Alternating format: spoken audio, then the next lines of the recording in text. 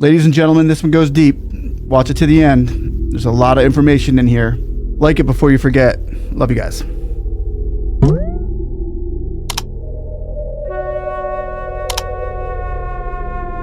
Revolution in Niger. Wait, I thought that was a coup. That was first portrayed as a coup d'etat is currently underway while Western countries and adjoining allies are flabbergasted. They're scrambling, guys. Flabbergasted. What do we do? What do we do? With Nigeria and ECOWAS forces showing the most resistance wanting to take up arms against the country of Niger to free and reinsert Bazoum as president, African countries around him ain't having it. This is a revolution for the people. What's wrong, Nigeria? Yeah, what's wrong, Nigeria? Who's got you? African countries around them may be considering Nigeria to be too deep in the Western and European countries. Could Nigeria be on the verge of ousting their leader? The Nigerian army looks to be having problems with its own military personnel. Nigerian Army Lieutenant General Dabaha looks to be redirecting his troops on their allegiance to the Nigerian authorities. This is interesting. Like and subscribe. I'm sure many of you are on the social media, you are reading from the print and hearing from the electronic media. People are making insinuations and trying to drag the armed forces into a conflict that is not our responsibility. You, as soldiers, as professionals, as disciplined soldiers, you must remain apolitical. Is that clear? Yes, sir! Your loyalty is to the government and the Constitution of the Federal Republic of Nigeria. Don't be swayed by what you read in the social media. Everybody is pursuing an agenda. Read my lips and hear clearly from me. Don't be led astray by any agenda that people are pursuing.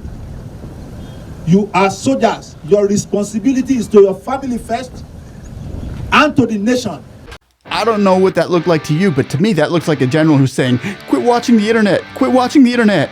How did that algorithm get through? We were supposed to have stopped that. Listen to the bureaucrats. Listen to the deep state and your president. That's an order.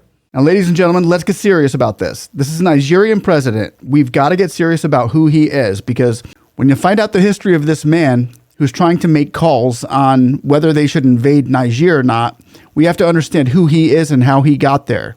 I'm not trying to throw conspiracy theory out there for everybody to grab a hold of and enjoy and chomp on. I'm throwing out the information that's behind President TINUBU. Here's what the British MP George Galloway said about this. He was a bagman for Chicago cocaine mafia. TINUBU bagman for Chicago cocaine mafia rigged Nigerian presidential election. Mr. Galloway, famed for his brutal candor, asserted that he only recently learnt that Mr. TINUBU was a bagman for the mafia and drug dealers. He said these were discouraging attributes for someone tasked with leading a country. George Galloway, a member of the British Parliament between 1987 and 2015, says President Bola Tinubu, whose victory in the February 25th election is being challenged in court, lacks the moral standing to speak out against the ongoing coup in the Republic of Niger. To my absolute astonishment, forgive my ignorance, I had no idea that this man was a bagman for the mafia and drug dealers in Chicago, Illinois, which doesn't seem like a great qualification for the leader of Nigeria. The former British MP said in episode 263 of his podcast, Mother of All Talk Shows, Moats, aired August 9th. These people are now talking about democracy in Niger. Many of them don't have a leg to stand on, do they? Mr. Galloway said, throwing a jab at Mr. Tinubu's so-called moral compass to condemn the coup. First of all, there are very serious, credible allegations of electoral corruption in his own election, and it's actually before the court. The opposition have never accepted his election. So I've done my research and my due diligence in investigating this TINUBU gentleman, who is now the president of Nigeria, who is trying to get ECOWAS to overthrow the coup. Not a coup, revolution, something like that. And yes, he was the bagman, the money carrier for white heroin dealers, cocaine. Now that that's out, there's one other thing that should be jumping off of everybody's head saying, what is this? What is this? What is this? The bigger question that, okay, the man is a criminal, ex-con, who used drug money to gain power and authority in politics. So now he's president of Nigeria. This right here is the kicker. Stacey Abrams was an overseer to that election. Stacey Abrams was an overseer to that election. For the people in Nigeria, they're wondering, who's this woman? Who is she? So Nigerians are wondering, what's an American doing here in Nigeria overseeing the Nigerian elections? That's what the Nigerians are thinking. It's a good thought. You know what the Americans are thinking? Stacey Abrams? Fixes in. Fox News said this. Stacey Abrams lampooned for serving as election observer in Nigeria. This is embarrassing. Abrams famously refused to concede Georgia's governor's race in 2018. Okay, let's be fair. That is Fox. Conservative, right-wing, Republican media outlet. So let's go with CNN. Left-wing liberals, Democrat media outlet. They said this. The election in the African country has been hotly contested and taken days for results to come in. The main opposition parties have called for new elections after claiming results were heavily doctored and manipulated, per CNN. So let's find more middle ground here. Maybe another more independent type of media. How about that?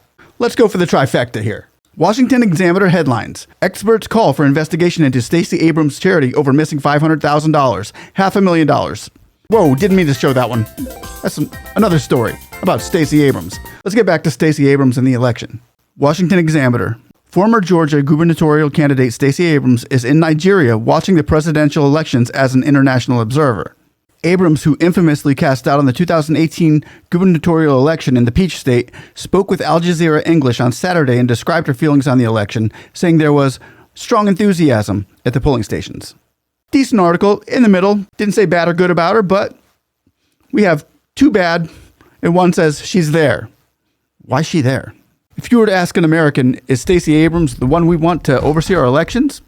No, you probably want a Nigerian, first of all.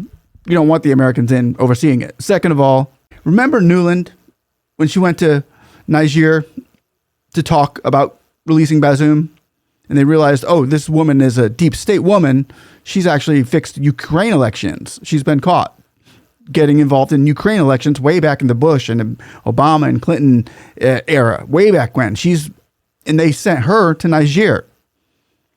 And Niger's like, you're the reason why we're doing what we're doing.